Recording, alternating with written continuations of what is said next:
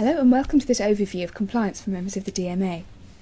Areas covered by the DMA compliance team helping to ensure members' compliance with the Direct Marketing Code of Practice, offering guidance and support for members, running training and awareness sessions and accreditation schemes. These include ARM, the Accredited Response Management Scheme, DataSeal and the Field Marketing Best Practice Scheme. It's worth noting that we don't cover formal complaints about non-members, criminal investigations into members' activities, approving applications to the DMA, or deciding on who is removed from membership. There are a number of mechanisms that the DMA compliance team use to help members to achieve compliance with the Direct Marketing Code of Practice. These include the code itself, which helps to build awareness, understanding and compliance with both legal requirements and also best practice standards. There's the compliance officer function. Each member is required to nominate a member of staff to act as a compliance officer.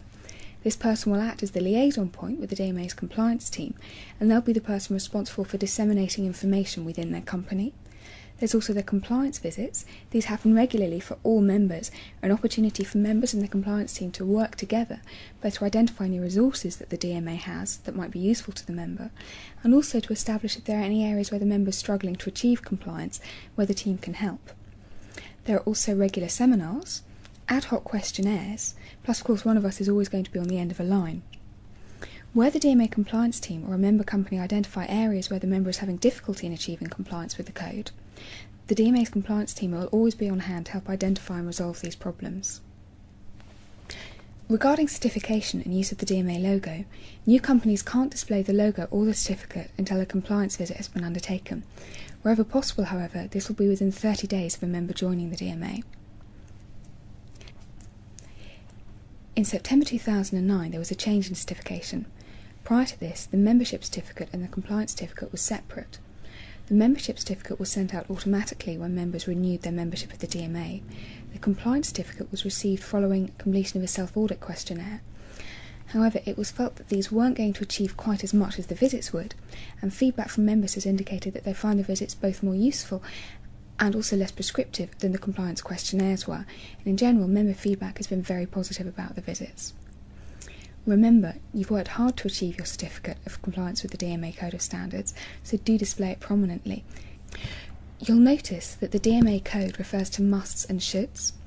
Must means that something is either a legal requirement or it's considered by the DMA to represent a minimum standard that members should be achieving.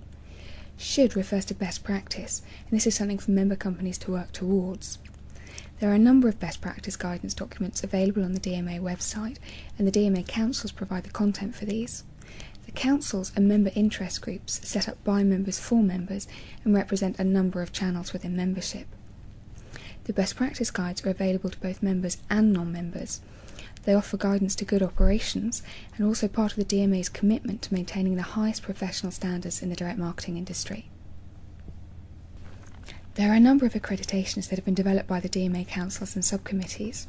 These currently include Accredited Response Management. This is aimed at any companies operating the response management and fulfillment field and is backed up by a standards document that's going to be on the website shortly. There's also the Field Marketing Best Practice Accreditation for any companies operating within the field of field marketing or experiential marketing, and again there's a standards document available on the website to help support this.